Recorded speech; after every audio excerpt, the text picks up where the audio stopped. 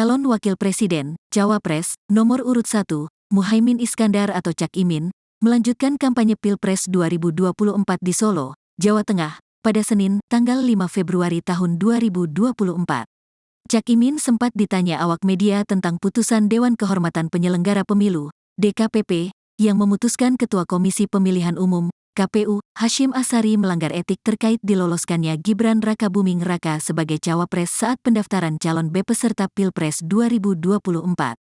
Cak Imin pun menilai putusan itu menjadi sejarah buruk dalam politik Indonesia. Pelanggaran kode etik yang diputuskan DKPP menjadi catatan hitam proses politik nasional kita, kata Cak Imin kepada wartawan. Lantas, Ketua Umum PKB itu menilai, hingga saat ini sudah ada 2 catatan hitam terkait proses Pilpres 2024.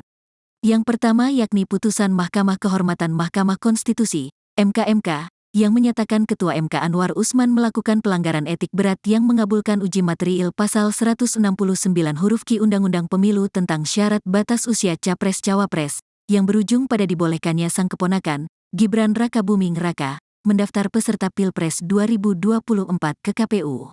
1 MK, 2 DKPP.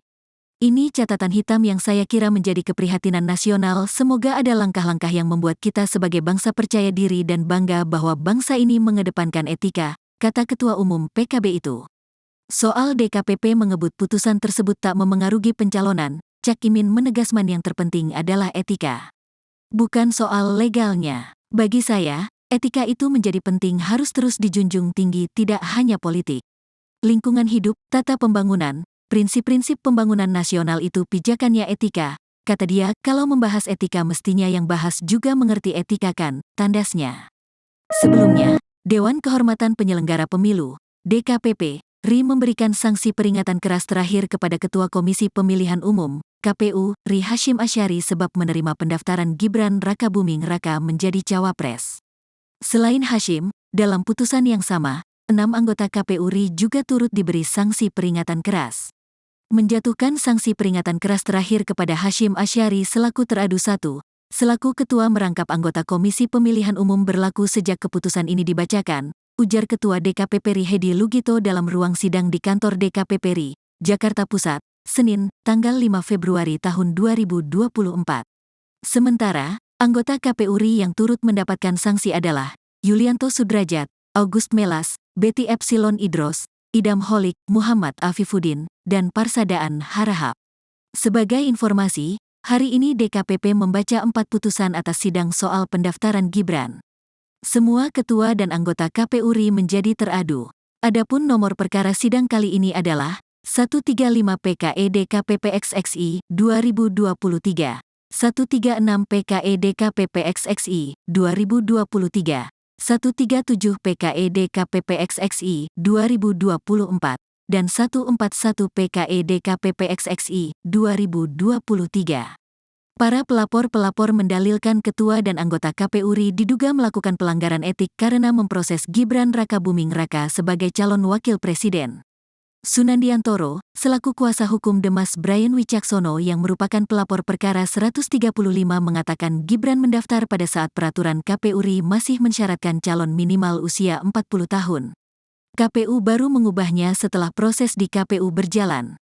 Hal itu telah jelas-jelas membuktikan tindakan para terlapor merupakan tindakan yang bertentangan dengan prinsip berkepastian hukum penyelenggara pemilu dan melanggar sebagaimana tertuang dalam Pasal 11 Peraturan Dewan Kehormatan Penyelenggara Pemilu No. 2/2017 tentang Kode Etik Penyelenggara Pemilu, ungkap Sunandiantoro dalam sidang di DKPP beberapa waktu lalu.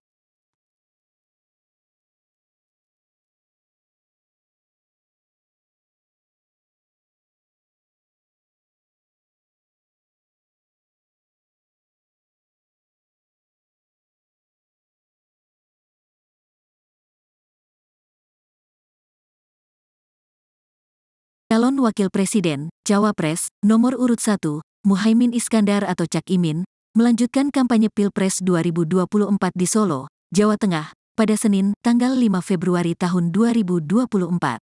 Cak Imin sempat ditanya awak media tentang putusan Dewan Kehormatan Penyelenggara Pemilu, DKPP, yang memutuskan Ketua Komisi Pemilihan Umum, KPU, Hasyim Asyari melanggar etik terkait diloloskannya Gibran Rakabuming Raka sebagai cawapres saat pendaftaran calon peserta Pilpres 2024. Cak Imin pun menilai putusan itu menjadi sejarah buruk dalam politik Indonesia. Pelanggaran kode etik yang diputuskan DKPP menjadi catatan hitam proses politik nasional kita, kata Cak Imin kepada wartawan. Lantas, Ketua Umum PKB itu menilai, hingga saat ini sudah ada 2 catatan hitam terkait proses Pilpres 2024. Yang pertama yakni putusan Mahkamah Kehormatan Mahkamah Konstitusi, MK, yang menyatakan Ketua MK Anwar Usman melakukan pelanggaran etik berat yang mengabulkan uji material pasal 169 huruf Q Undang-Undang Pemilu tentang syarat batas usia Capres-Cawapres, yang berujung pada dibolehkannya sang keponakan, Gibran Rakabuming Raka, mendaftar peserta Pilpres 2024 ke KPU. 1. MK, 2. DKPP.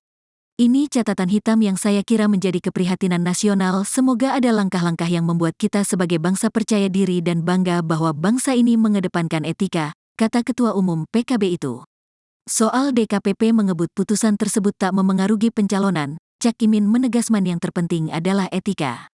Bukan soal legalnya. Bagi saya, etika itu menjadi penting, harus terus dijunjung tinggi, tidak hanya politik.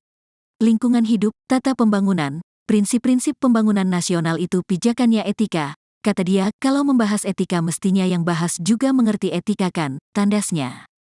Sebelumnya, Dewan Kehormatan Penyelenggara Pemilu, DKPP, RI memberikan sanksi peringatan keras terakhir kepada Ketua Komisi Pemilihan Umum, KPU, RI Hasyim Asyari sebab menerima pendaftaran Gibran Rakabuming Raka menjadi cawapres. Selain Hasyim, dalam putusan yang sama, 6 anggota KPU RI juga turut diberi sanksi peringatan keras. Menjatuhkan sanksi peringatan keras terakhir kepada Hasyim Asyari selaku teradu 1, selaku ketua merangkap anggota Komisi Pemilihan Umum berlaku sejak keputusan ini dibacakan, ujar Ketua DKPP RI Hedi Lugito dalam ruang sidang di kantor DKPP RI, Jakarta Pusat, Senin, tanggal 5 Februari tahun 2024. Sementara, anggota KPU RI yang turut mendapatkan sanksi adalah Yulianto Sudrajat, August Melas, Betty Epsilon Idros, Idam Holik, Muhammad Afifuddin, dan Parsadaan Harahap.